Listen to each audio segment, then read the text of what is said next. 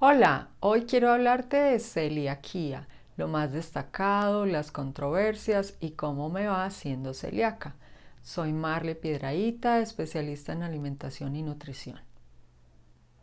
Recuerda que no soy médica, así que para hablar de celiaquía me voy a centrar en la información que ofrecen los que saben muchísimo del tema. Y aquí es donde debes empezar a tomar nota. Se trata del grupo Celíaca, un grupo de médicos en España que tiene canal en YouTube, se llama así, Grupo Celíaca, y tienen página web, se llama singlutensalud.com. Allí encuentras información científica con respaldo bibliográfico muy bien explicada, con una ventaja y es que puedes leer y releer, tomar nota, sobre todo si tienes dudas, si estás en proceso de diagnóstico. Cuando abras la página te vas a encontrar con una frase que es muy acertada y quiero citarla textualmente, abro comillas. Cuando vivir sin gluten es la clave de tu salud, la información es tu mejor arma, cierro comillas. Aunque yo cambiaría la palabra arma por herramienta, pero se entiende muy bien. Es una página que está dirigida tanto a médicos como a pacientes. ¿Por qué a médicos? Porque resulta que hay una falta enorme de actualización en el tema y en la medida en que los trastornos asociados con el gluten y en especial la celiaquía son muy complejos, para poder hacer el diagnóstico se necesita todo ese conocimiento, si no, simplemente el médico puede estar viendo en su paciente todos los síntomas de celiaquía y no darse por enterado, no sospecharla, ¿sí? Y está dirigida también para pacientes porque se necesita entender el diagnóstico, entender qué es lo que uno tiene cuando le dicen que tiene celiaquía y muy especialmente se necesita entender el tratamiento y cómo aplicarlo, porque si no se hace bien, si la dieta sin gluten no es la correcta, no es estricta, no es de por vida, pues sencillamente no funciona. Si hay pequeñas cantidades de gluten de vez en cuando en la dieta, pues hay permanencia del daño y a largo plazo puede tener consecuencias muy serias y eso es justamente lo que tratan de explicarnos en la página. A continuación voy a ir contando lo más relevante que aparece en la página. Por supuesto, mi recomendación es que vayas, entres a leer, si eres paciente o incluso si eres médico, porque con su bibliografía puedes profundizar mucho más en el tema. El grupo celíaca nos aclara algo muy importante y es que quienes ya estamos diagnosticados somos afortunados porque ya podemos tener entonces el tratamiento, mientras que muchas personas están por ahí teniendo un montón de síntomas, yendo de un médico a otro, de un especialista a otro, sin tener el diagnóstico, sin tener el tratamiento y mientras tanto se va agravando su condición.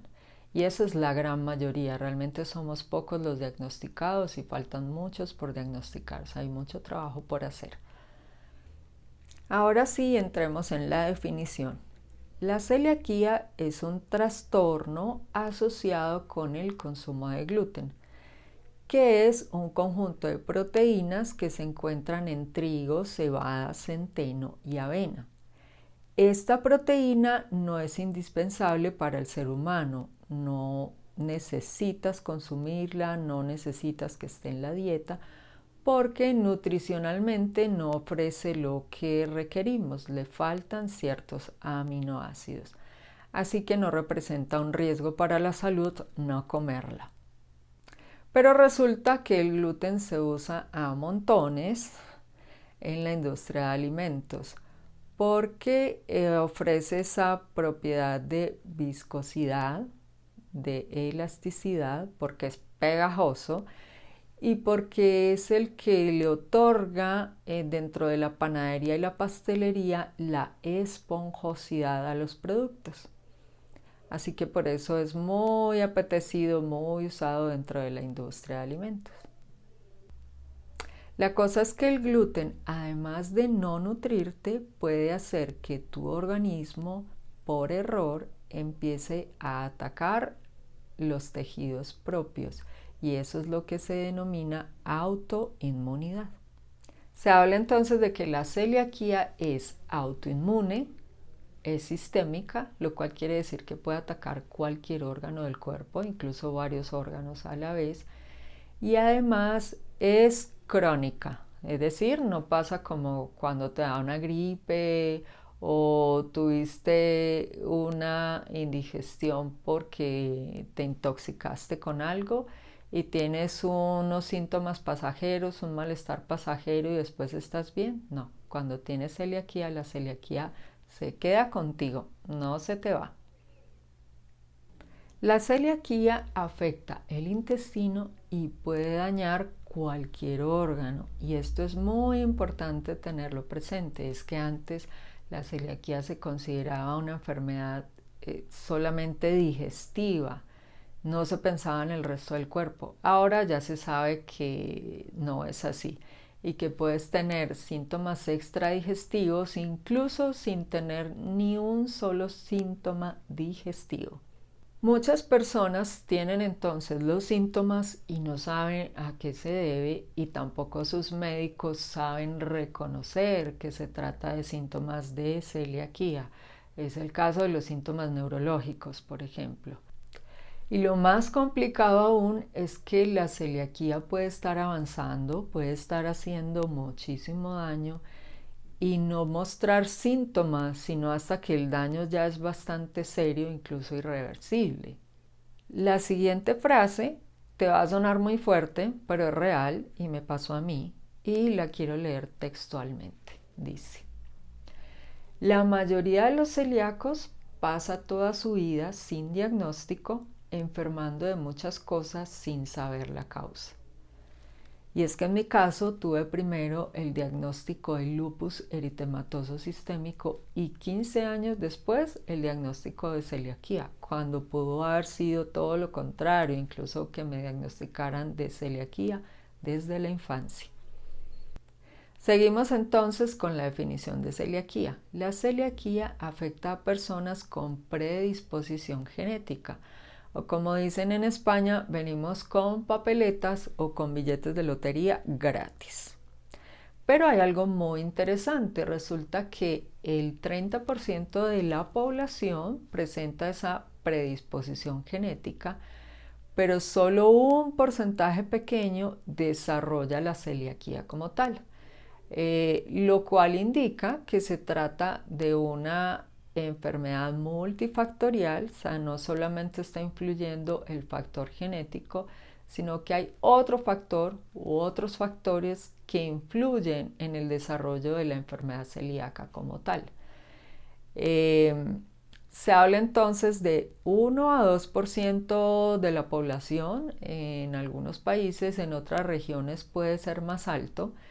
Desafortunadamente en Colombia no tenemos un dato de la prevalencia de la enfermedad celíaca, porque incluso se considera que aquí no hay enfermedad celíaca. De hecho está en el listado de las enfermedades raras, y por esa razón pues no tenemos unas estadísticas, y tenemos la dificultad enorme de que al momento de hacer la consulta médica, pues aunque tengamos los síntomas muy claros y seamos, como dicen algunos médicos en España, celíaco de libro, pues los médicos no lo sospechan y el diagnóstico se tarda muchísimo o incluso no puede darse. Bueno, y va una característica de la celiaquía que es tremenda, y es que puede darse en bebés, en niños pequeños, en adolescentes, en adultos y en adultos mayores. O sea, puede presentarse celiaquía a cualquier edad de la vida. Y aquí es donde todavía hay un error frecuente en los médicos, aún sabiendo de celiaquía, porque pueden tener información desactualizada Y antes la celiaquía se consideraba propia de los niños, era una condición que atendían los pediatras. Ya se sabe que no, incluso pueden haber pacientes ya muy mayores a los que se les hace el diagnóstico y cuando se revisa como la historia de su vida, esa historia clínica, pues se ve que se pudo haber diagnosticado mucho antes. Así que si eres adulto, vives en Colombia y sospechas que tienes celiaquía y tu médico te dice que no es posible porque eres adulto y eso solo se presenta en los niños, por favor, con mucho respeto, preséntale la información que aparece en esta página, aclarándole que se trata de una página creada por médicos, que su información está con respaldo científico, con información bibliográfica y que no se trata de una página de celebridades. Por mucho tiempo se ha utilizado el término intolerancia al gluten para referirse a celiaquía, pero resulta que no es un término del todo correcto. ¿Por qué? Porque la celiaquía no se trata de una intolerancia alimentaria. En la intolerancia hay una dificultad para digerir o incluso metabolizar un alimento y se debe principalmente a la falta de enzimas digestivas. El caso que más conocemos todos es el de la intolerancia a la lactosa, que se debe a la falta de enzima lactasa, lo cual impide que pueda digerirse correctamente la lactosa. Y lo que sucede entonces es que las bacterias que están en el intestino hacen fiesta con eso que tú no pudiste digerir cuando tomas leche entera y tienes intolerancia a la lactosa.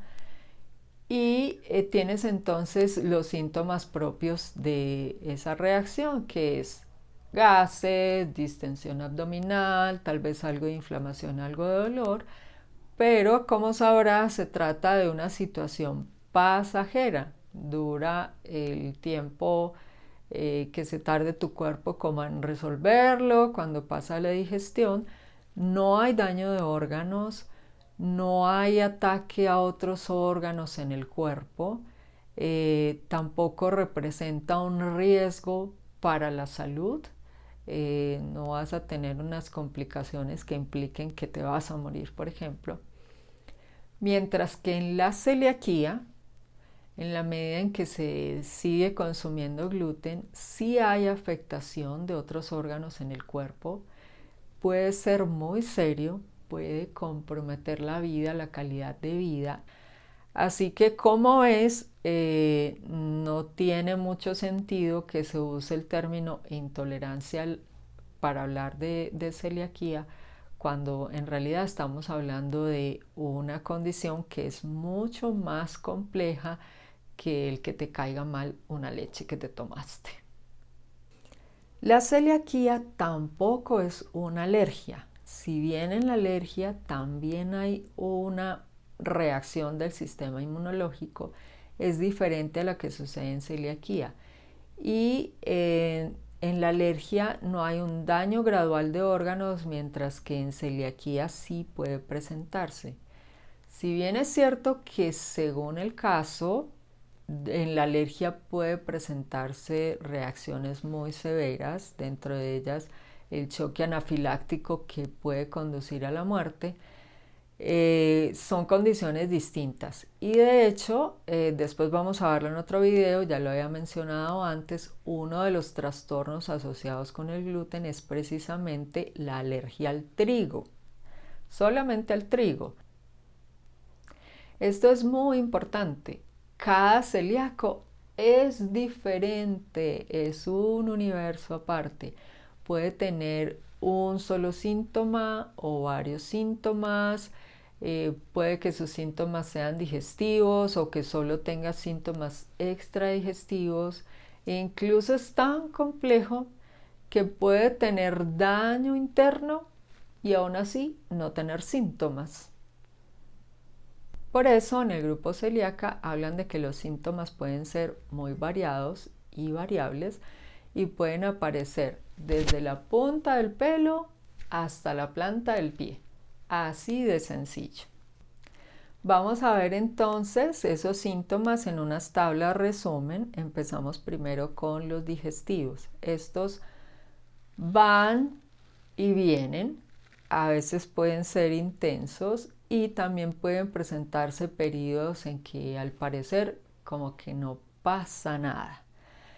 Dentro de esos síntomas cabe destacar que así como se consideraba la celiaquía solamente como una enfermedad digestiva, también cuando los médicos que no están actualizados en el tema piensan en celiaquía, todavía piensan solamente en diarrea como síntoma.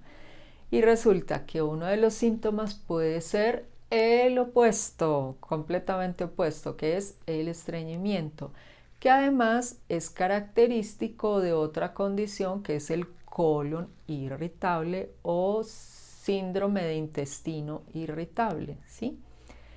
Y de hecho, muchos pacientes, muchas personas con celiaquía han pasado años de su vida con el diagnóstico equivocado de síndrome de intestino irritable o colon irritable.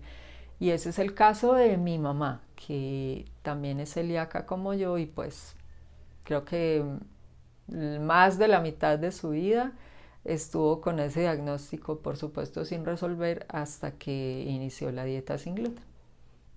Voy a presentar entonces la tabla de los síntomas digestivos y voy a leer rápidamente. Malas digestiones, sensación de pesadez, dolor abdominal, gases, abdomen hinchado, heces deshechas, heces malolientes, heces grasosas, intolerancias a alimentos, alergias a alimentos, náuseas, vómitos, diarrea, estreñimiento y falta de apetito. Ahora vamos con los síntomas, los signos extradigestivos que pueden fluctuar y cambiar en el tiempo, lo cual lo hace también más complicado para los médicos y en la medida en que no están actualizados, pues ni siquiera los van a sospechar. Antes de pasar a leerlos, voy a comentar dos que son sencillos. Uno es las aftas en la boca. Puede que tú lo llames úlceras o llagas, se presentan en el interior de la boca.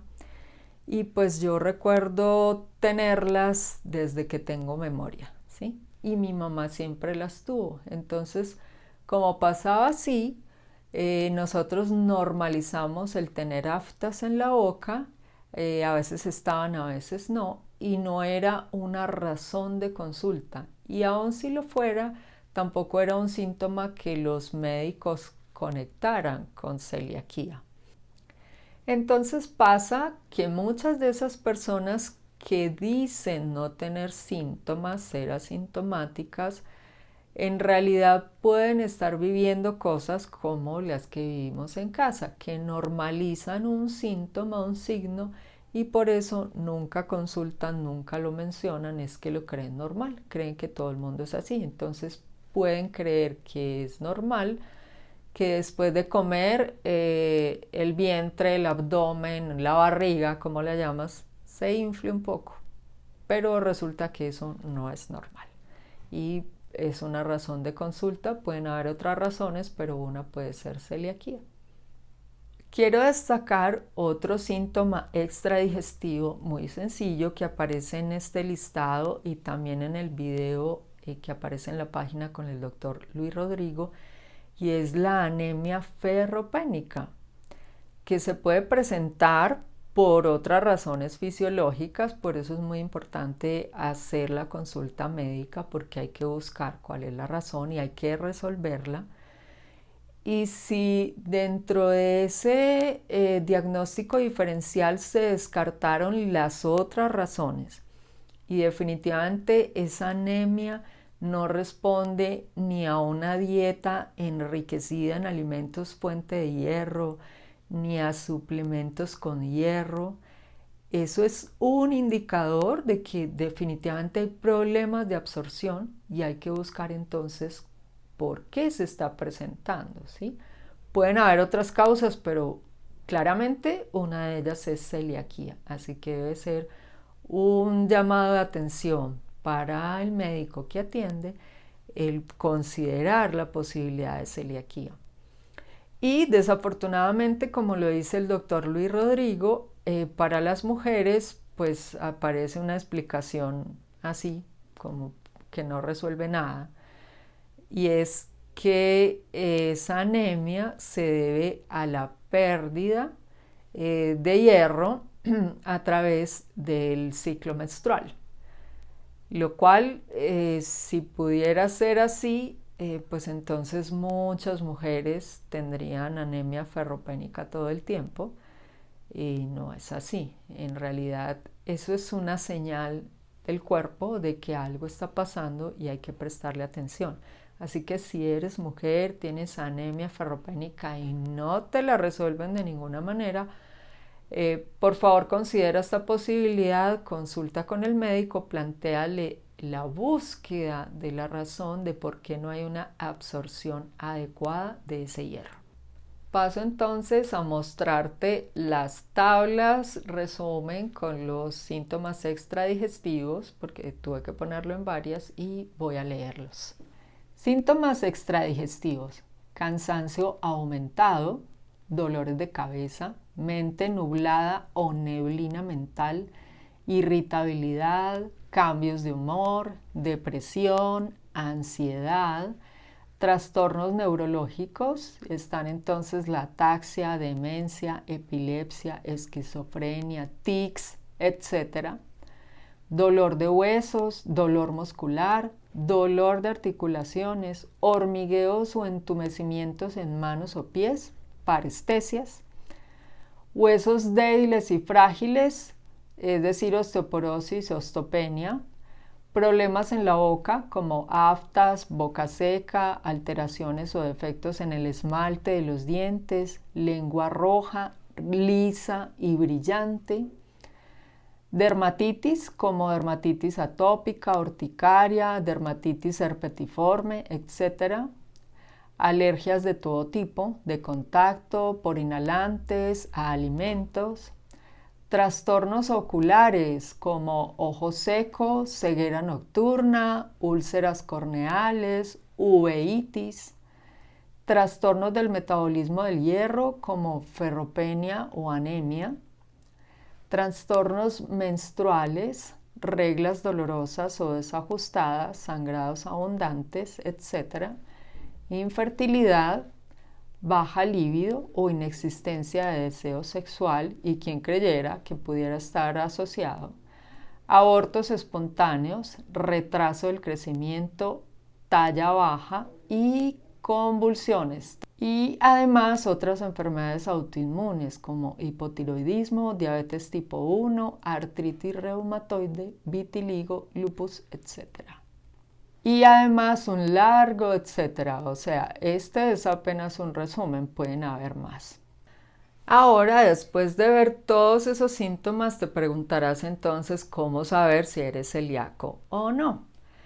La respuesta no es sencilla, porque en la medida que se presenta esa complejidad, que pueden o no haber síntomas y que puede debutar la enfermedad con síntomas extradigestivos, y si el médico no lo conoce, no conoce el tema, no va a sospechar entonces celiaquía, pues el panorama es bastante complicado.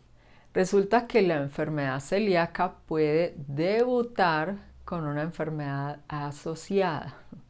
Eso es lo que han visto en las asociaciones de celíacos, ¿sí? Que llegan los celíacos diagnosticados de adultos después de mucho tiempo y llegan con un listado de diagnósticos previos, por lo general de enfermedades autoinmunes. Entonces vamos a ver esa tabla resumen con las condiciones asociadas con celiaquía. ¿Qué quiere decir eso? Que los pacientes celíacos con mayor frecuencia presentan estas condiciones, aunque el resto de la población también las presenta, ¿sí? Pero es la frecuencia lo que determina que se hable de esa asociación.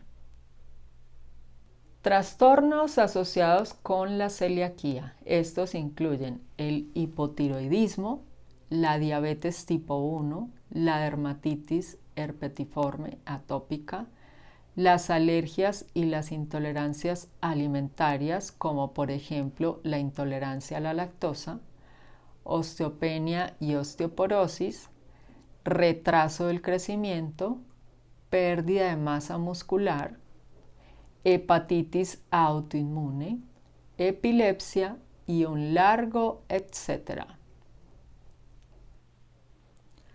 Las personas con trastornos asociados a celiaquía y los familiares en primero y segundo grado de un celíaco pertenecen a lo que se llama los grupos de riesgo.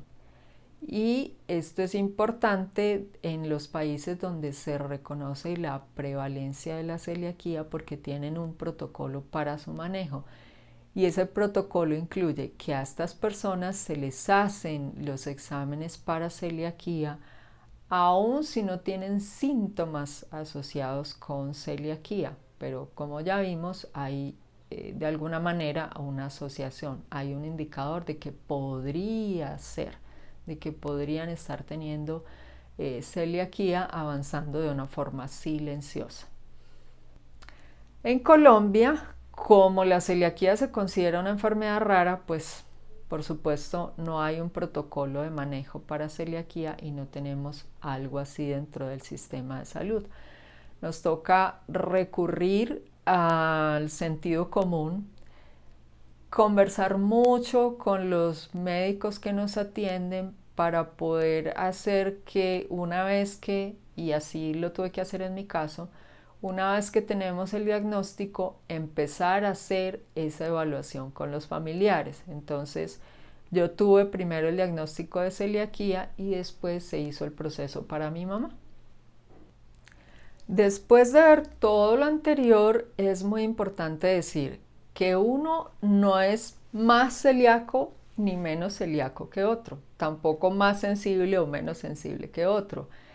Sencillamente somos celíacos o sensibles al gluten no celíacos y para todos aplica que si comemos gluten nos hace daño y no importa la cantidad. ¿En dónde están las diferencias? Que puede que yo tenga un síntoma que aparezca súper rápido o que por el contrario aparezca más retrasado o que sea imperceptible o que me esté haciendo un daño interno que no manifieste síntomas, pero que pasados unos meses o años voy a tener algo gravísimo. Por eso es muy importante que una vez que se tiene el diagnóstico se inicie la dieta sin gluten como tratamiento y que ésta sea estricta y de por vida. No se valen las transgresiones, no se vale el que por fin de semana, porque estoy con los amigos entonces como un poquito, porque hace daño. Ahora veamos cómo se diagnostica la celiaquía. Ya viste que el tema es bastante complejo. Entonces, se necesita primero una historia clínica muy completa desde pequeños, así que puede que necesites consultar en tu casa con tu mamá, con tu abuela, con tus abuelos, toda tu historia familiar para encontrar esos síntomas que pudieron estar ahí, que no se asociaban con celiaquía, pero que es importante poder contarlos. También es importante contar con la historia familiar. Por ejemplo, en el caso de mi mamá, su abuela murió de cáncer de colon. Y para darte un ejemplo, pudiera pasar en una familia que hayan varios miembros de la familia con enfermedades autoinmunes, con estos trastornos que vimos que están asociados a celiaquía, pero ninguno con diagnóstico de celiaquía, y por ahí se puede empezar a buscar, a sospechar. Se requieren análisis de sangre completos que incluyan pruebas de anticuerpos frente al gluten. Y nos dicen en la página que de ser posible también la prueba genética.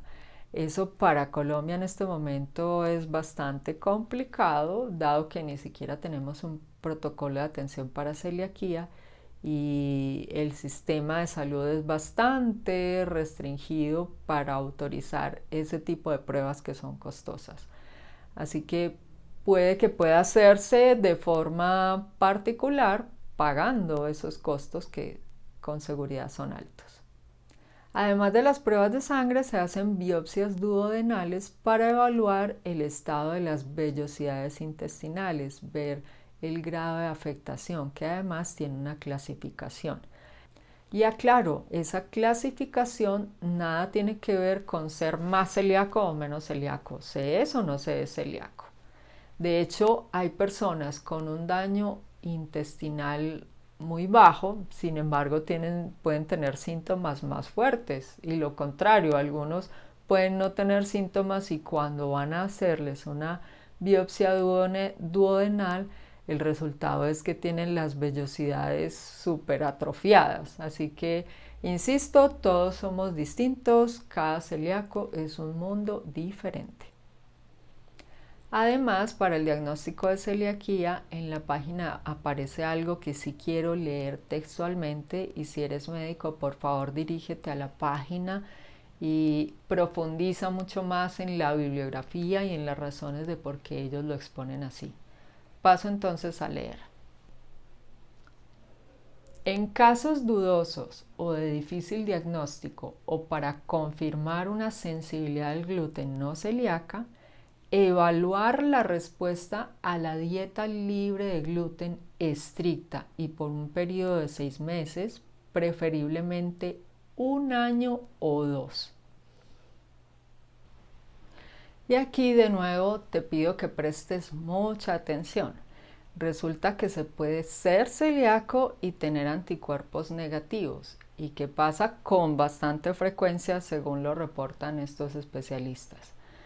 Así que si eres adulto, estás en el proceso de diagnóstico de celiaquía, tus anticuerpos son negativos, pero la historia clínica justifica que se haga la biopsia duodenal, por favor insiste con tu médico, plantea la posibilidad, genera un espacio de discusión que sea agradable para el médico sin ataques.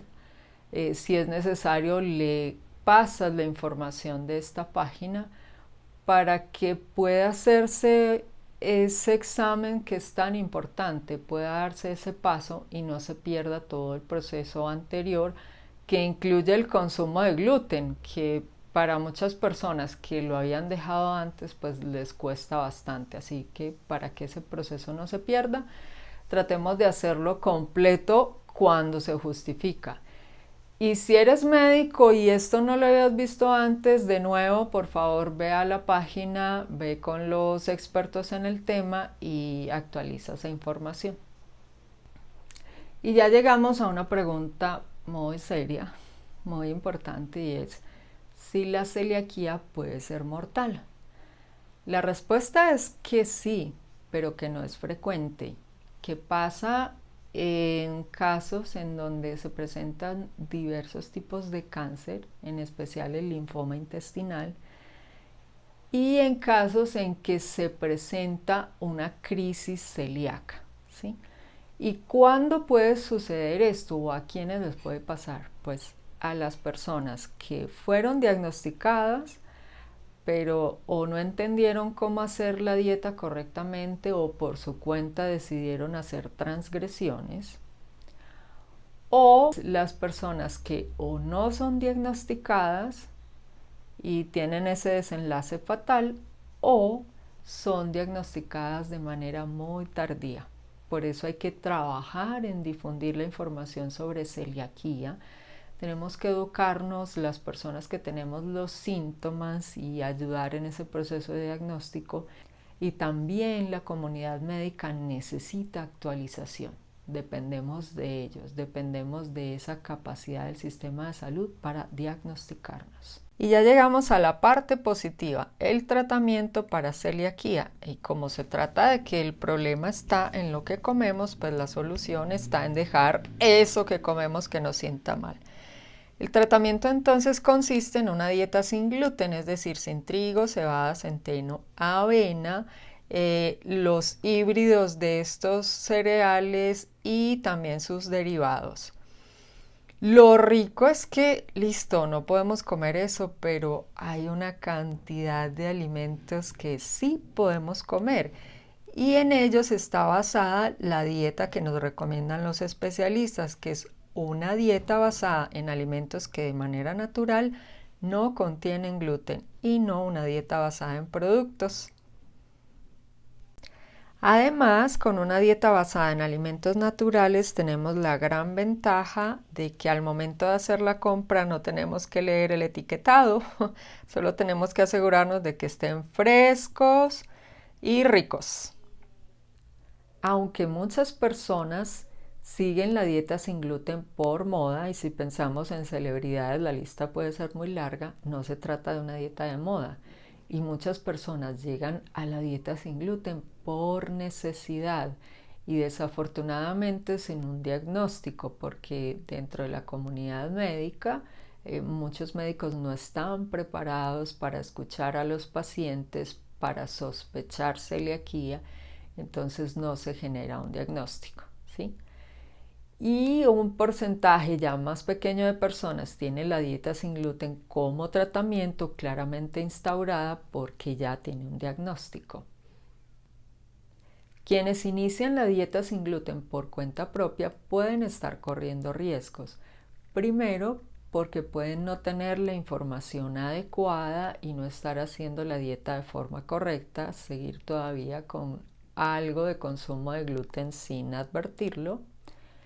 Y segundo, porque en la medida en que los trastornos asociados con el gluten cursan no solamente con síntomas digestivos, sino además extradigestivos y que pueden ser muy serios, entonces las personas podrían estar teniendo un avance de otras enfermedades sin darse cuenta, sin tener el seguimiento médico oportuno, y pueden llegar a situaciones de salud muy serias. Por eso es muy importante tener la información, hacer todo el esfuerzo en la medida de lo posible de tener el diagnóstico y tener el acompañamiento médico. Bueno, y dejé para el final lo de la controversia con relación a la definición de celiaquía. Y es que en Argentina está el doctor Eduardo Cueto Rúa, él es gastroenterólogo pediatra y él no está de acuerdo con que la celiaquía se defina como una enfermedad autoinmune.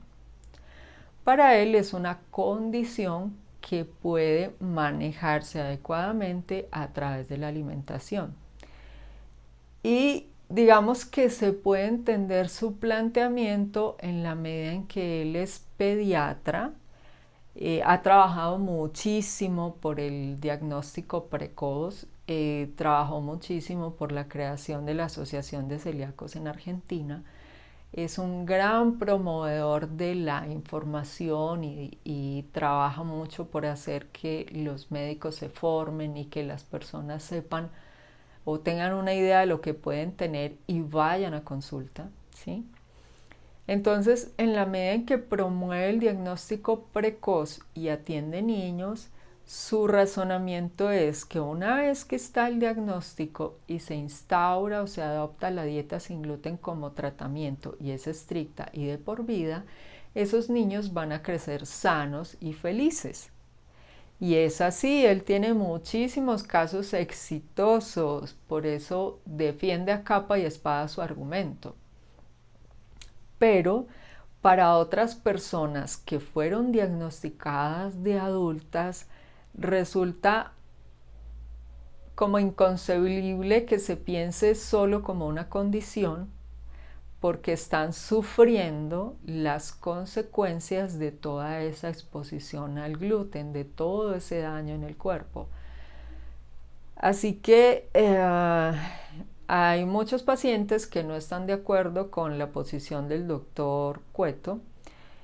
¿Y cómo lo vivo yo de forma personal? ¿Cómo lo asumo en mi vida? Pues yo sí vivo la celiaquía como una condición, es decir, no me pienso como una persona enferma, no me pienso como una persona discapacitada tampoco. Sé que es manejable a través de la dieta y hago lo mejor que puedo desde mis conocimientos, desde la actitud que tengo para cocinar en casa, para si es necesario llevar comidas preparadas en mi bolso y no tener que exponerme a riesgos comiendo en restaurantes o comiendo por fuera. Y lo asumo con bastante tranquilidad. De hecho, una cosa que hago y que ya me doy cuenta que a otros celíacos les cuesta es que yo hablo de lo que tengo. Además, porque eso me facilita la vida, me facilita que mis amigos entiendan por qué no puedo comer ciertas cosas en su casa, porque hay que evitar ciertas cosas que generan posibilidad de contaminación cruzada.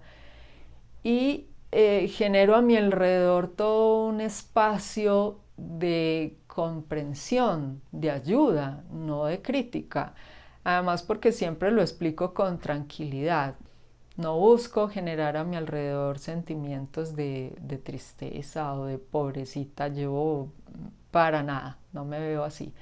Yo me pienso como alguien que por cosas de la vida, por cosas de la genética, de quién sabe qué otro factor influyó por ahí, pues necesito una dieta diferente y me la gozo. Y en ese sentido exploro muchísimo buscando otras alternativas de alimentos, buscando mayor digestibilidad porque lo necesito y lo necesitan las personas que tienen mayores dificultades de digestión, así sea alimentos que no contengan gluten, por ejemplo las verduras y los granos enteros. Así que creo que me la paso muy bien, me divierto todo lo que pueda.